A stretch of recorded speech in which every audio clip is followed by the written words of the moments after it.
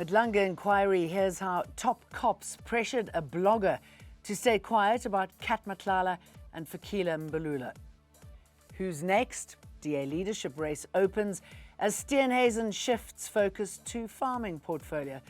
And who killed Gaddafi's son, once heir to power, now dead in Libya? Hello, I'm Jane Dutton. EWN, in touch, in tune and independent.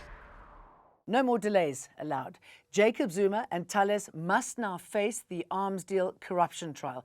The Pietermaritzburg High Court has dismissed their application for leave to appeal, blocking another attempt to derail the trial. Earlier bids to have the charges dropped were also rejected, despite claims key witnesses had died. The judge ruled there are no reasonable prospects another court would reach a different conclusion. Former President Zuma and Thales face charges of fraud, money laundering and corruption linked to the 1999 arms deal. Explosive claims of political interference have surfaced at the Matlala Commission, with Deputy Police Minister Matlala dragged into the arrest of entertainment blogger Khawula. Witness F, a Gauteng organised crime officer, was grilled over Khawula's January 2025 arrest following a criminal complaint by businessman Zuma. Police were placed under pressure to arrest controversial entertainment blogger Khawula only after he allegedly insulted ANC Secretary General Mbalula. Testifying partially in camera at the Matlala Commission of Inquiry, Witness F, a member of Gauteng organised crime, says the former Deputy National Police Commissioner Sibiya instructed him to act with urgency in arresting Khawula. He said this guy insulted a member of parliament. It's Mr. Mbalula. The other one is Mr. Z. He says Sibiya allegedly told him that he was being put under political pressure to arrest Khawula. But he mentioned me that he's getting a pressure of the deputy minister. Khawula was arrested in KZN in January 2025. He has been detained at Sun City Prison in Johannesburg for over a year. Aryan Singh, Eyewitness News. 3 police officials have told Parliament's ad hoc committee probing police corruption that an untouchable cabal of senior SAPS officers from the Free State operates within the service. The officials made a joint submission on the final day of public hearings, reinforcing claims of deep-rooted corruption and factionalism in the police. Led by former union representative and ballistics officer Sikodi Ramalepe, the submission alleges key forensic and head posts are dominated by Free State officials.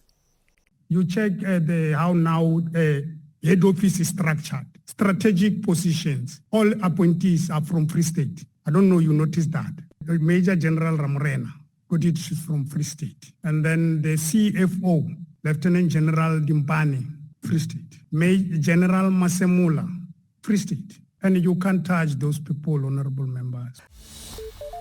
April, that is when John Steenhuisen will step down as leader of the Democratic Alliance. He'll focus on his role as Minister of Agriculture after withdrawing from the party's leadership race. Speaking in Durban, Steenhuisen confirmed he will complete his current term but will not seek re-election at the DA's Federal Congress in April. He says he's achieved his goal of leading the party from opposition into national government, but with local government elections ahead, his ministerial responsibilities now demand his full attention. I now have another mission, and it is urgent.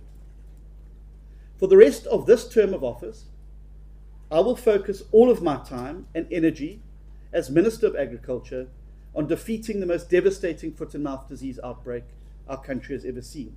The African Growth and Opportunity Act has been approved by the US Senate for a 1-year extension. The trade pact allows eligible African countries duty-free access to the US market and had lapsed in September, raising concerns over jobs and exports. The short extension comes as some US lawmakers questioned South Africa's eligibility, citing trade imbalances and foreign policy positions. The deal now runs only until the end of 2026. Transport Director General Matabata Mokonyama told Parliament the current operating model is unsustainable, with about 20 billion in claims each year and a budget of just 4.5 billion. RAF in its current form is a fiscal risk, and we need to, not just for the state, but for the claimant, The department plans to reintroduce a reform bill to limit payouts, including fees paid to lawyers. Cape Nature has launched a major recovery program for the Cedarberg wilderness area after devastating fires over the festive season. The blaze burned for more than 2 weeks from December, scorching more than 53,000 hectares and forcing closures at several campsites, including Algeria State Forest and Krom Rivier. Cape Nature spokesperson Luke Forbes says 6 to 12 months have been set aside for restoration, with teams already repairing trails, huts and signage, managing erosion and clearing invasive plants. Teams are now assessing and repairing hiking trails, jeep tracks and mountain huts, replacing signage to improve visitor safety, managing erosion and clearing invasive plants, and closely monitoring ecological recovery. Saif al-Islam Gaddafi, son of Libya's former leader Muammar Gaddafi, has reportedly been killed. He was 53 and was shot on Tuesday. No group has claimed responsibility. Once seen as his father's successor, he later spent years in militia detention, was wanted by the International Criminal Court, sentenced to death in absentia, then freed under an amnesty law. Libya has remained deeply divided since 2011. The United Nations is expected to send a mission to Eastern Democratic Republic of Congo. That's to help enforce a ceasefire as fighting continues despite peace talks. The move follows talks in Doha between the M23 armed group and envoys from Kinshasa. Clashes in the east have displaced hundreds of thousands of people, killed civilians and fighters, and deepened an already severe humanitarian crisis. Hospitals are overwhelmed, aid access is limited, and millions remain displaced as mediation efforts struggle to hold. Don't forget to download the EWN app, and I'll see you again tomorrow. EWN, in touch, in tune, and independent.